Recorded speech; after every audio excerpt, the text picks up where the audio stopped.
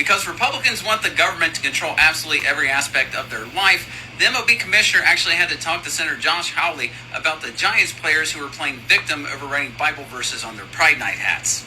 In a letter posted X by Hawley, Commissioner Manfred said the MLB office issued a routine oral warning after Giants players violated their collective bargaining agreement by adding biblical verses to the caps with the team's Pride logo. He then made an excuse for him. He said the warning came before the league learned that Giants had not clearly told players they could wear regular caps instead. Which sounds like BS because another player on the Giants team wore their regular cap. It's not the first player to do that. It's always been an option not to wear the Pride cap. It's been part of the collective bargaining agreement. It's also not the job of your employer to let you know every line of your collective bargaining agreement. That's your job. Hell, I keep my contract with me whenever I'm at work. And you know, I've read it. Maybe they can't read. That could be on them. Manfred then said the players were neither fined nor disciplined, nor will they ever be. Which, again, this has happened before. Clayton Kershaw has done this and was never disciplined. This is just about some Giants players that wanted not only to play the victim, but show their bigotry and hide it behind their religion. They chose to wear the pride hats because there was malice behind their intent.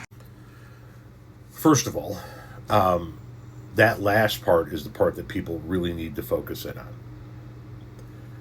The players in the Major League Baseball, as part of the collective bargaining agreement, are given the option to wear the hats with the Pride logo or wear the regular team hat.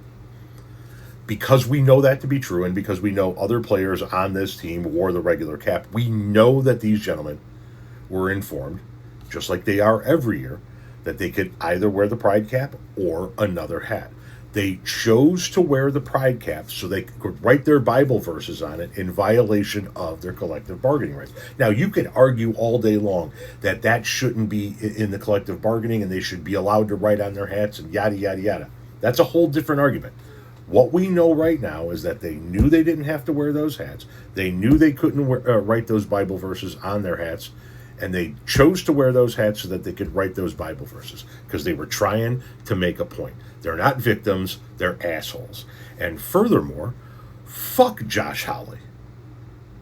Why the fuck does the commissioner of Major League Baseball owe Josh Hawley a phone call on a fucking thing? That's ridiculous that the commissioner of Major League Baseball felt it necessary to reach out to Josh Hawley, of all fucking people, to explain to them how they do business. Fuck you, Josh Hawley. If you don't like it, don't watch baseball anymore. If you don't like it, don't buy baseball gear anymore. If you don't like it, don't support Major League Baseball. But you're not owed a fucking explanation on a goddamn... Here's what I want to know, Josh Hawley, since we're doling out explanations. Why'd you run like a fucking coward on January 6th?